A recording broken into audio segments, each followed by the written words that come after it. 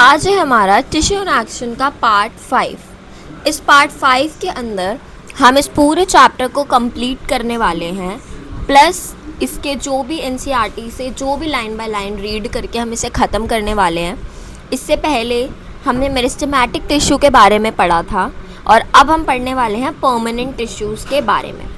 Permanent tissues क्या होते हैं? देखो, परमानेंट टिश्यूज़ जो होते हैं वो मैच्योर सेल्स के बने होते हैं जो अपनी एबिलिटी खो देते हैं डिवाइड करने की।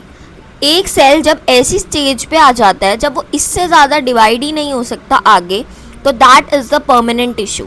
ये जो सेल्स होते हैं ये फुली डेवलप्ड होते हैं और परफॉर्म करते हैं एक स्पेसिफिक फंक्शन को।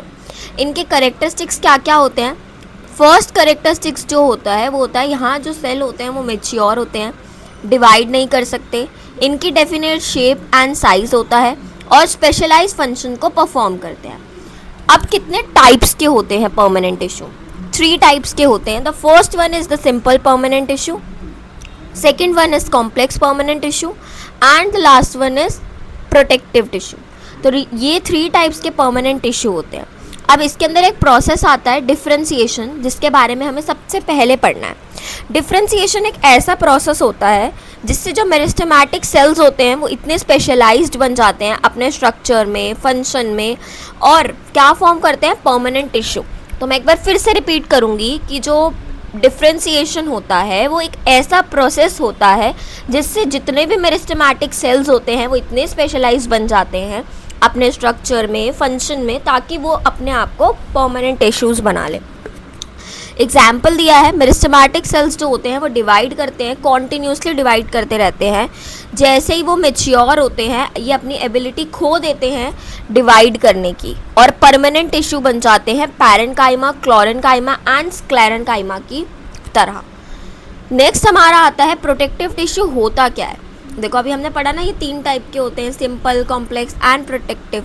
तो यहाँ पे ये प्रोटेक्टिव टिश्यूज़ होते क्या हैं?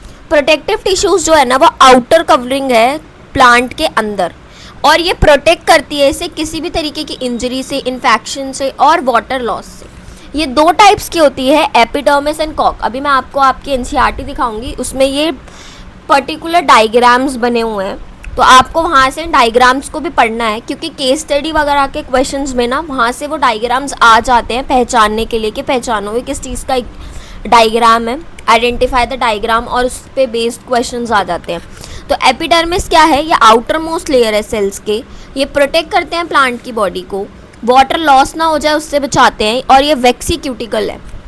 इनके अंदर स्टोमेटा होता है जो गैसियस एक्सचेंज में हेल्प करता है।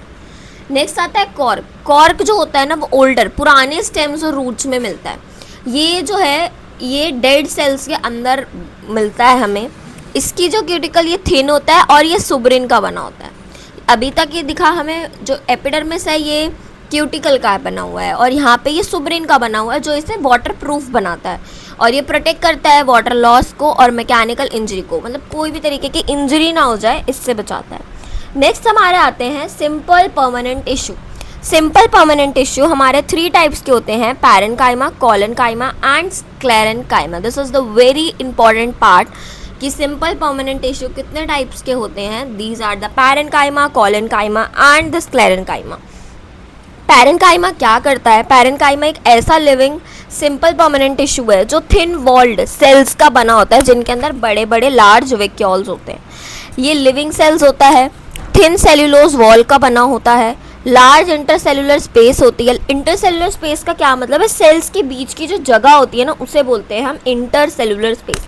फॉर एग्जाम्पल यहाँ पे बहुत सारे सेल्स मान लो अरेंज्ड हैं, तो हम इंटरसेलुलर स्पेस किसको बोल रहे हैं? ये जो बीच बीच में जो सेल्स के बीच बीच में जो ये स्पेस जो वैकेंट स्पेस है इसे हम बोलते हैं इंटरसेलुलर स्पेस। तो यहाँ पे क्या होता है? यहाँ पे इंटरसेलुलर स्पेस बहुत ज़्यादा होता है। ये फूड को और वाटर को स्टोर करते हैं। इनका फंक्शन आता है storage of food, photosynthesis, storage of air, healing of wounds, provide support for turgidity. कहाँ प्रेजेंट होते हैं? कॉर्टेक्स में, पित्त, फ्रूट्स में एंड लीव्स में। नेक्स्ट हमारा आता है कोलेन्काइमा। कोलेन्काइमा क्या होता है? कोलेन्काइमा होता है लिविंग टिश्यू जो अनइवनली थिकन सेल वॉल्स का बना होता है। इसके करेक्टरिस्टिक्स होते हैं लिविंग सेल्स, ये कहाँ पे थिकेंड होता है? कॉर्नर्स पे। क्यों होता है? क्योंकि वहाँ पे सेल्यूलोज और पैक्टिन प्रेजेंट होता है। तो यहाँ से आपसे क्वेश्चन पूछ सकते हैं कि जो कॉलेनकाइमा होता है वो कॉर्नर्स पे ही थिक क्यों होता है? क्योंकि वहाँ पे सेल्यूलोज और पैक्टिन प्रेजेंट होता है।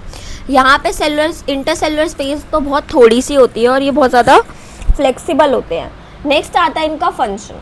फंक्शन क्या है? ये मैकेनिकल सपोर्ट प्रोवाइड करता है, फ्लेक्सिबिलिटी प्रोवाइड करता है, टीयरिंग ऑफ द लीव्स से प्रिवेंट करता है कि कोई पत्ता जल्दी से फट ना जाए। अगर प्लांट्स के अंदर कॉलेनकाइमा प्रेजेंट ना हो तो क्या होगा? जैसी तेज़ हवा चलेगी वैसे ही पत्ते टूट जाएंगे बहुत आराम से, ठीक है। आंधी में भी टूट जाएंगे, पर आपने देखा होगा कितनी भी आंधी बहुत ज़्यादा अगर स्पीड से आई है तो that is the different thing. But इतनी आसानी से वो लीव्स कभी भी टीयर नहीं होते हैं। इनके लोकेशन होता है ये लीव स्टॉक, जिसे हम पेटियोल भी बोलते हैं। यहाँ मैंने शो भी करा है, जैसे लीव्स है जो इसका जिस पर लीव्स अटैच होती है बेस पे, इसे हम पेटियोल बोलते हैं, that is the leave stock. और ये below the epidermis of in dicot stem में प्रेजेंट होता है।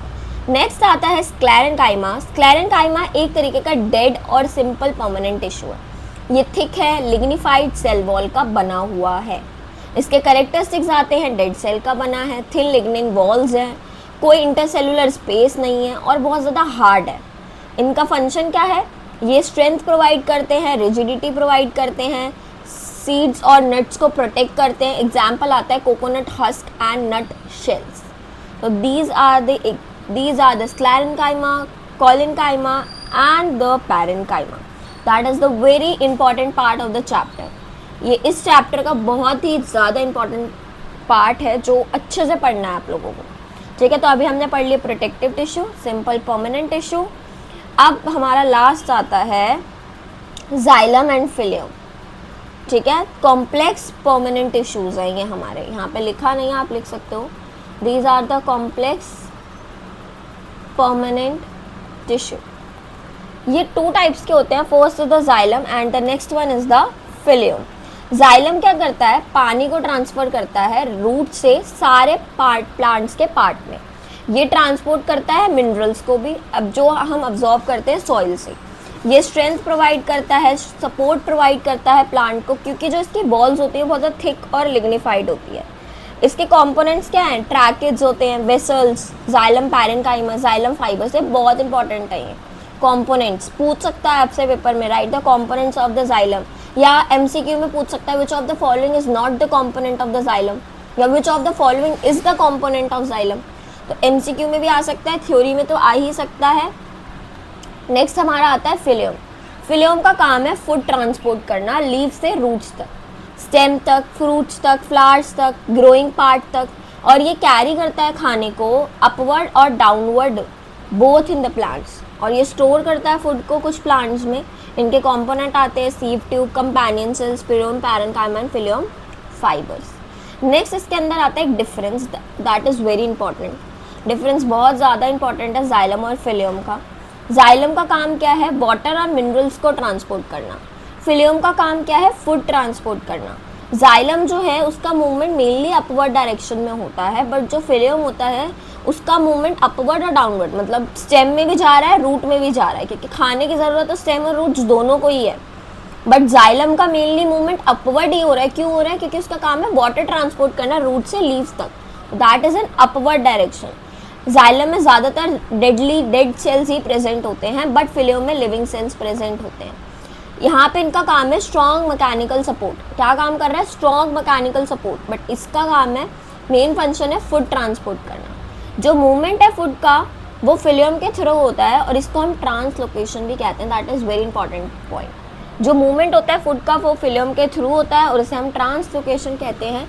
ये बहुत ही ज़्यादा इंपॉर्टेंट पॉइंट है। मुझे लगता है आप लोगों को अब ये पूरा जो हमने पढ़ा अभी ये टिश्यूज़ के बारे में, प्रोटेक्टिव, सिंपल, परमानेंट, मतलब यहाँ पे हमारे परमानेंट टिश्यू ओवर हो जाते हैं। इसके पार्ट 6 में मैं आपको इससे आगे जितना भी पढ़ाऊँगी एनिमल टिश्यूज़ के बारे में, जॉइंट्स के बारे में, वो सारा हम एनसीईआरटी से 1 बाय 1 रीड करके ही पढ़ेंगे, क्योंकि मुझे लगता है एनसीईआरटी की रीडिंग होना बहुत ज़्यादा ज़रूरी है, ताकि आपको वहीं पे पता चलता जाए कि किस लाइन से कौन सा इंपॉर्टेंट क्वेश्चन बन सकता है। मैं आपको उसी पार्ट में सारा बताऊँगी कि यहाँ पर कौन कौन सा यहाँ से कैसे एमसीक्यू टाइप क्वेश्चन बन सकता है, थ्योरी टाइप बन सकता है, केस स्टडी बन सकती है। तो इसके नेक्स्ट पार्ट में हम इस चैप्टर को पूरा ओवर करेंगे और पूरा समझेंगे कि कहाँ से कौन सा क्वेश्चन आ सकता है। That's it for the today's class. Video को लाइक करना, चैनल को सब्सक्राइब करना, इस वीडियो को ज़्यादा से ज़्यादा अपने दोस्तों के साथ शेयर करना, जो भी आप क्लास 9th में हैं या इवन क्लास 8th में हैं। तो क्लास 8th की भी वीडियोस यूट्यूब चैनल पे अपलोडेड है, मैथ्स साइंस दोनों की। अगर आपको कोई भी डाउट होता है तो आप कमेंट सेक्शन में मैसेज कर सकते हो, या अगर आपको हमसे पर्सनलाइज क्लासेस लेनी है तो आप उसके लिए